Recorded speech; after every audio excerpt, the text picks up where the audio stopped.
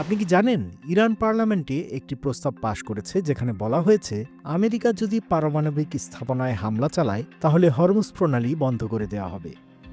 এই একটি প্রণালীর মাধ্যমে প্রতিদিন বিশ্বের 20% তেল রপ্তানি হয়। প্রশ্ন হচ্ছে ইরান কি সত্যি এটি বন্ধ করতে পারবে? আর যদি করে তাহলে কি হবে বিশ্বে? এই ভিডিওতে থাকছে সেই সব প্রশ্নের তথ্যভিত্তিক বিশ্লেষণ। প্রথমেই আমাদের জানতে হবে হরমুজ প্রণালীর গুরুত্ব। বিশ্বের জ্বালানি সরবরাহ ব্যবস্থার গলা চিপে ধরা এক মেরুদণ্ড হচ্ছে এই হরমুজ প্রণালী। এখান দিয়ে প্রতিদিন প্রায় 20 মিলিয়ন ব্যারেল তেল পাড়ি দেয় পারস্য উপসাগর থেকে সারা দুনিয়ায়।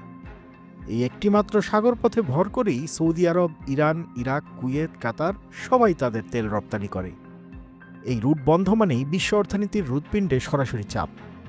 এবার আসুন জানার চেষ্টা করি কেন সাম্প্রতিক সময়ে আলোচনার তুঙ্গে এই হরমুজ প্রণালী। ইসরায়েলের সঙ্গে যুদ্ধাবস্থা শুরুর পরে ইরানের পার্লামেন্টে সম্প্রতি একটি বিল পাশ হয়েছে যেখানে বলা হয়েছে যদি মার্কিন হামলা হয় তবে হরমুজ প্রণালী বন্ধ করে দেওয়া হবে। এই বিষয়টি গিয়েছে দেশটির সুপ্রিম ন্যাশনাল সিকিউরিটির কাউন্সিলে, যারা সিদ্ধান্ত নেবে এটি বাস্তবায়ন হবে কিনা। এখানেই ওঠে প্রশ্ন, আর তা হল ইরান কি আসলেই হরমুজ প্রণালী বন্ধ করতে পারবে? সংক্ষিপ্ত উত্তর, হ্যাঁ পারবে। ইরান চাইলে প্রণালীতে মাইন বসাতে পারে বা আইআরজিসি দিয়ে বাণিজ্যিক জাহাজে হামলা করতে পারে। ইতিহাস বলছে 1980-এর দশকে ইরাক ইরান যুদ্ধের সময় এমন হামলা বহুবার ঘটেছে।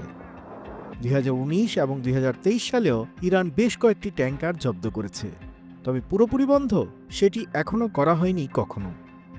এবার চলুন জানার চেষ্টা করি যদি হরমুজ প্রণালী বন্ধ হয় তবে সেটার প্রভাব কী। এর সরাসরি প্রভাব তেলের দাম হঠাৎ করে বেড়ে যেতে পারে ব্যারেল প্রতি $100 ওপরে।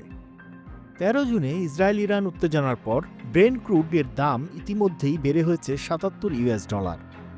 বিশ্ববাজারে প্রতিদিন অন্তত $1 বিলিয়ন জ্বালানি পরিবহন এই পথে হয়, যা হঠাৎ বন্ধ হলে স্টক মার্কেট, জ্বালানি, খাদ্য সবকিছুতেই প্রভাব পড়বে।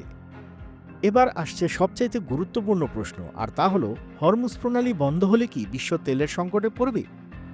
এই প্রশ্নের সহজ উত্তর হচ্ছে তেমন প্রভাব সাময়িকভাবে পড়বে না, তবে দীর্ঘমেয়াদের পড়তে পারে।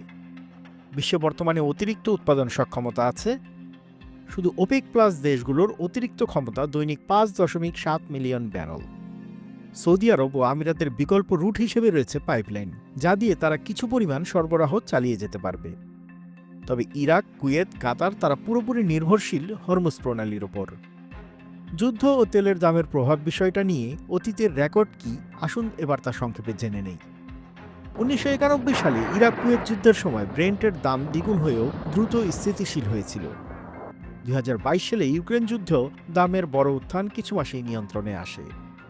বাজারের ইতিহাস বলছে তেলের বড় সংকটগুলো খুব বেশি দিন স্থায়ী হয়নি। দ্রুত বিকল্প ব্যবস্থা নেওয়া যায়, বিশেষ করে উন্নত দেশগুলোর স্টক বা স্ট্র্যাটেজিক রিজার্ভ ব্যবহারের মাধ্যমে। এখন প্রশ্ন আসতে পারে, তবে কি ইরান হরমুজ বন্ধ করবে? এটা নির্ভর করছে ইরানের রাজনৈতিক কৌশলের ওপর। তারা জানে এই প্রণালী বন্ধ করা মানেই নিজেদের রপ্তানি থামানো। তাই হয়তো তারা আংশিক বাধা সৃষ্টি করবে, পুরোপুরি বন্ধ নয়। অন্যদিকে তেহরান হয়তো কূটনৈতিকভাবে ফের আলোচনায় ফিরতেও চায়। তাই হরমুজ প্রণালী বন্ধ হলে তাৎক্ষণিক প্রভাব পড়বে বটে, কিন্তু বাজারে স্থায়ী বিপর্যয় হবে না, এটাই ইতিহাস বলছে। ভিডিওটি ভালো লাগলে লাইক দিন, বাংলা ফ্লো চ্যানেলটি সাবস্ক্রাইব করুন। আপনার মতামত বা প্রশ্ন থাকলে কমেন্টে জানান, পরবর্তী ভিডিওতে বিশ্লেষণ করব।